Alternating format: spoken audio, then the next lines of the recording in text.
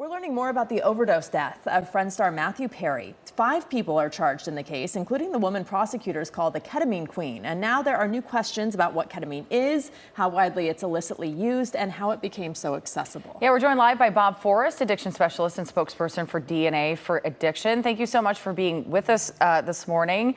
Can you talk a little bit about how ketamine is used in addiction treatment and what are some of its side effects? Well, it started to be used about 3 years ago, and it's to be used on sober people. So if you're battling and trying to achieve sobriety, this is not for you. But as in all instances with drugs and addicts, the addict will find the drugs and say they're using the therapeutic dose. The example being the therapeutic dose for depression and anxiety that Wounded Warriors program is using to great success. And it's with 6 months to a year to 3 years sober people with PTSD and anxiety and depression, low doses. And we know that in an active addict or a first week sober, 2 week sober addict, their brain is not going to react to that. So when you see the reports of Matthew Perry saying, I want a bigger dose, I want a bigger dose, I want a bigger dose, that's why you don't want to use it on somebody like Matthew Perry. And I think these doctors realized that pretty early on and then just decided to do it for greed. Yeah, as evidenced by their alleged text messages that have come out in the court documents. Yeah. Are you personally seeing a spike in use in the people you counsel and treat? We're hearing more and more about ketamine being used as a party drug. We're hearing that it's easy to get, that people are taking it in different doses. Is that the case? Yeah, there's 2 categories. There's the partying dose. Ketamine's been around for 40 years or something.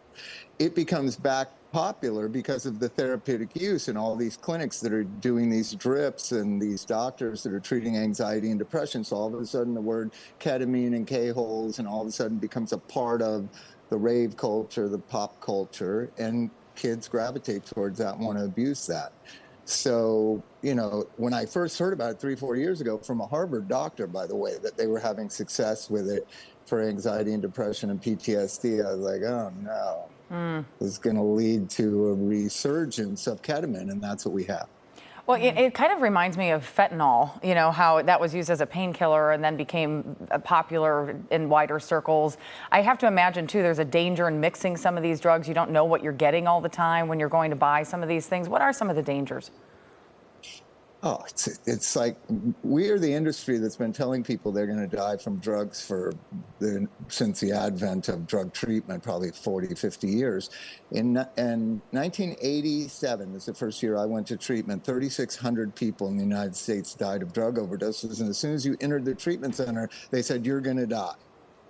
Now, in 2023, that number was 122,000.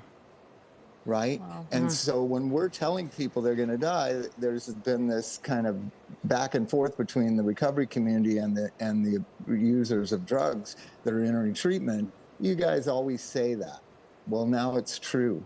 You can have, we have a kid here in Claremont where I live that was 15 years old, probably the second or third time she partied with drugs, and she died with fentanyl-laced Xanax.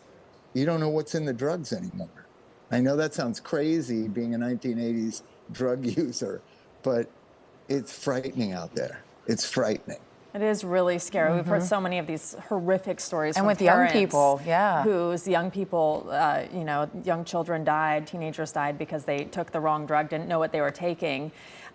What do you attribute the rise in overdose deaths to, and how do you think it can be reversed? And also, what advice do you have to people struggling right now who might be watching this? Well, the first part, we're 5% of the world's population. We take 50% of the world's prescription drugs. So our kids are programmed to take a pill, it's safe, it's okay. And the illicit drug market knows that. And so these things come in pill form. There's no longer the heroin addict in the streets, hiding, using a needle. It's kids in the suburbs taking a pill. And they might have been taking pills throughout their life. Adderall for attention, watch the mom take pills, watch the dad take pills. We are a pill society. And the fact that these deadly drugs come in pill form make kids confident that pills are safe. I think that's a critical area with the 13 to 17, 18-year-old people, they're confident that, oh, it's a pill. Pills are safe. They're not safe.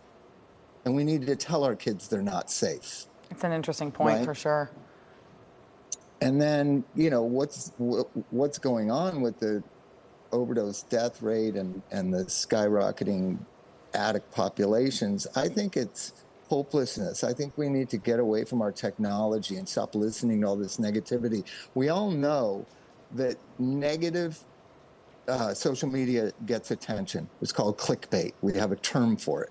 People gravitate towards negative things. And if you're a 13, 14, 15-year-old kid, and all you're seeing is these horrible negative things, and the planet's going to burn up, and everybody hates each other, and all this disharmony that is strictly algorithms for profit, we are sending messages to our children that all is lost, it's hopeless, and it's not. But if a child feels that all is lost and hopeless, what's the difference? Just take some drugs and escape. And I think we all need to think about how our society functions. I really do it at a very basic level. I just take my kids' iPads and throw them and hide them.